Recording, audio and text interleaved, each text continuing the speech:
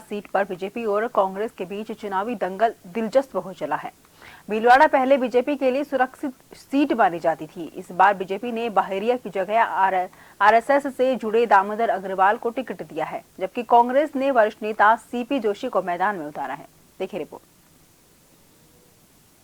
2024 के लोकसभा चुनाव में राजस्थान की भीलवाड़ा सीट पर बीजेपी और कांग्रेस के बीच चुनावी दंगल दिलचस्प हो चला है। भीलवाड़ा पहले बीजेपी के लिए सुरक्षित सीट मानी जाती थी। बीजेपी के सुभाष चंद्र बहेरिया ने 2014 में 2,46,000 वोटों से यहां जीत हासिल की थी। 2019 में जीत का यह अंतर दोगुने से कहीं ज्यादा बढ़कर 6,10,000 वोट तक पहुंच गया।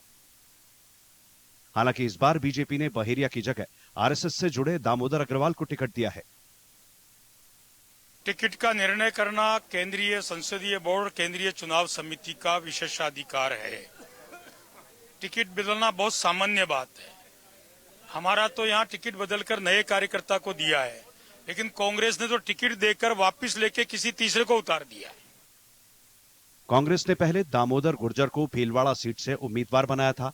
हालांकि बाद में गुर्जर को राजसमंद लोकसभा सीट से लड़ने को कहा गया और उनकी जगह भीलवाड़ा से टिकट वरिष्ठ कांग्रेसी नेता सीपी जोशी को दी गई। जोशी भीलवाड़ा से 2009 का चुनाव जीत चुके थे। जोशी ने तब यहां पीने के पानी का संकट दूर करने का वादा किया था।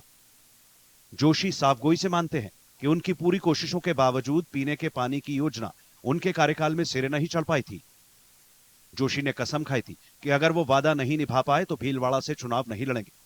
2014 और 2019 में उन्होंने अपनी कसम निभाई और चुनाव नहीं लड़े। हालांकि जो काम उन्होंने 2009 के बाद अपने कार्यकाल में शुरू किया था वो अब पूरा हो रहा है, लिहाजा उन्होंने चुनाव लड़ने के लिए भीलवाड़ा को चुना। मैंने प्राथमिकता के आधार पर पीने की पानी की समस्या निदान करने के लिए चंबल का पानी यहाँ पर लाने का काम किया।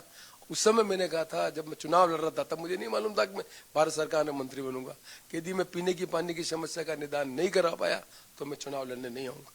और मैंने मंत्री के रूप में पीने के पानी की समस्या के लिए योजना बनाई, वित्तीय स्वीकृति कराई, काम प्रारंभ करवाया, लेकिन एक्चुअल में पानी लोगों के घर में नहीं पहुंच पाया, इसलिए मैं वहां पर चुनाव लड़ने नहीं है। आज मुझे कहते हुए प्रसन्नता है कि वो योजना पूर्ण रूप से लागू हो रही और यहाँ पर पूरे भीलवाड़ा जिले के ढाणी मजरों में स्वच्छ पीने का पानी उपलब्ध हो पाया।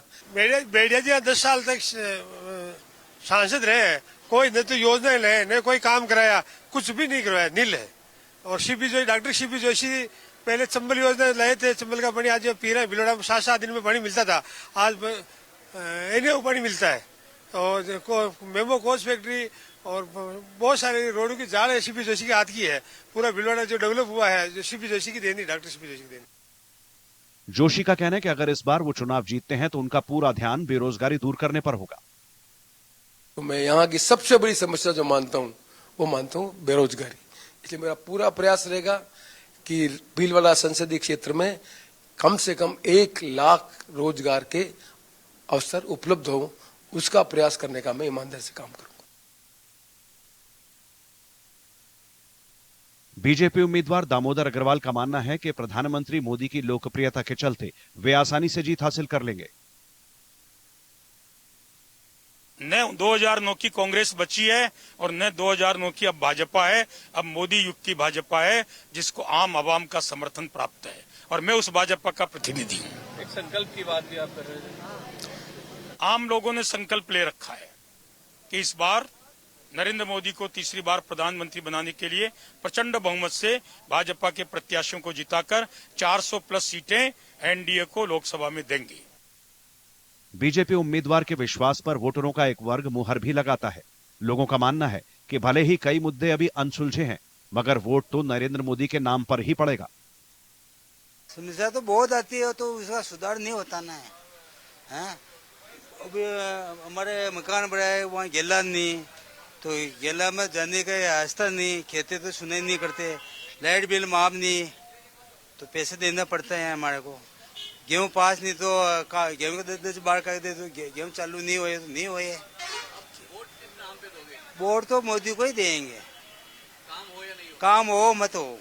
ये है मोदी की लहर चल रही है, अभी मोदी के हिसाब से ही बीजेपी आएगी क्या। बीजेपी के दामोदर अग्रवाल संसदीय राजनीति की शुरुआत करने का विश्वास लेकर चल रहे हैं, तो इनके सामने चुनाव लड़ रहे कांग्रेस के दिग्गज सीपी जोशी पिछले साल नाथद्वारा से विधानसभा चुनाव हार गए थे। ऐसे में यहां के चुनाव में लोगों की दिलचस्पी बढ़ गई है। भीलवाड़ा में दूसरे चरण में 26 अप्रैल को चुनाव होगा, जिस पर चुनावी विश्लेषकों की खास नजर रहेगी।